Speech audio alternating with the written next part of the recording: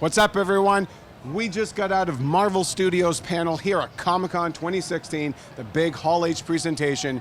First thing we want to talk about, though, is the last film-ish that they ended with, which was Guardians of the Galaxy Volume 2.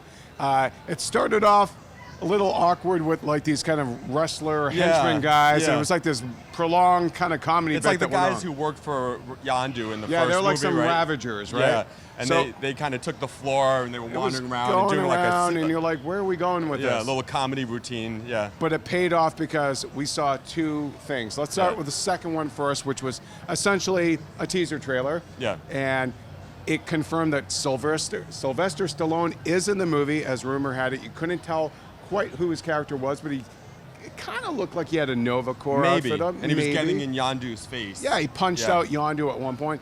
Yondu gets his fin. Yeah, he gets his fin, which was from the classic comics, and makes him even more powerful with that whistling arrow of his, right? And we'll get to that because that was the first scene.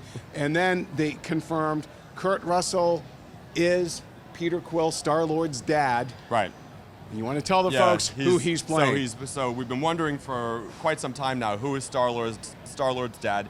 He's Ego, which is in the comics Ego the Living Planet, which is literally a big, a planet with a face and a beard and the whole thing. So in the movie, he says something about being an energy being who took human form. Yeah. So he could potentially take the form Other of a planet, forms. perhaps as well.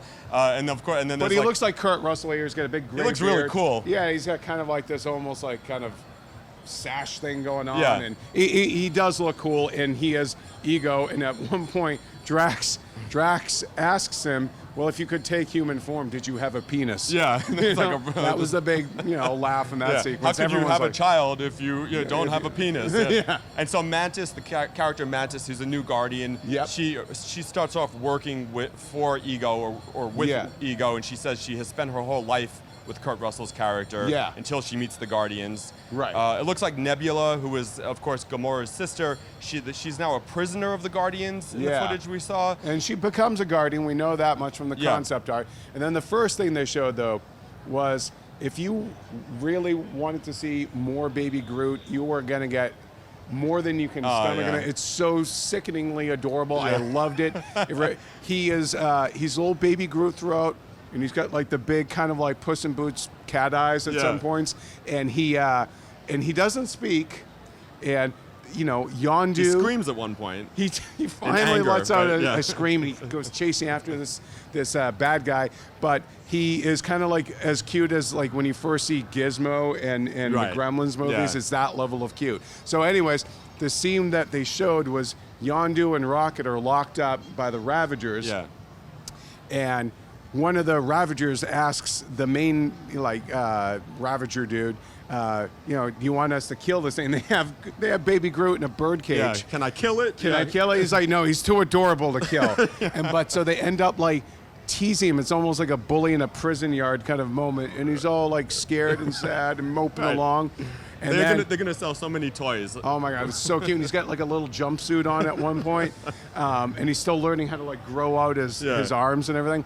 And so then Yondu and Rocket are locked up. Yeah, and he breaks them out, right? Well, they keep trying to have him. He doesn't really understand words, right? And they keep trying to say, "I need this red thing that's in the truck." So weapon. He brings out everything, including a desk, everything. So he's little Baby Groot, and he's dragging this stuff out. And so he finally breaks them out. Groot does have his powers still, where he can extend his arm. It's like a small version of the arm extension, so he can climb onto things that way. And then tell them what happens once he finally breaks them out. And what that item was that so the item, this prototype weapon that Yondu wanted that they could break out with, was actually the fin that he then wears, which gives him this like super control of his arrows, and he's just like taking out all the bad guys. Yeah, and then it's a callback to the iconic sort of scene from the first movie where they're all walking slow-mo style, Reservoir Dog style, and this time it's Yondu, Rocket, and Baby Groot doing the walk. Who's up on Yondu's shoulder. Yeah, and they're and all the bad guys are coming, and it's all in slow motion, and the arrow is just whizzing by, taking everyone out, and all these bodies are just falling. He kills like seriously, like probably 200 dudes. I don't know, it was a lot, and it's just like, and then Were they playing the Fleetwood Macs on the chain during that? They were playing it, no, it was in the teaser trailer. That was in the trailer, yeah.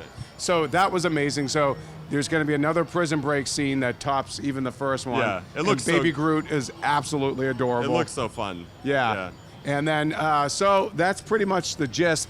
Ego the Living Planet. Ego is Peter Quill's dad. Stallone is in there. Yeah. For more coverage of Comic-Con, which is now thankfully over for movies, and Guardians of the Galaxy, Marvel Studios, keep it here at IGN.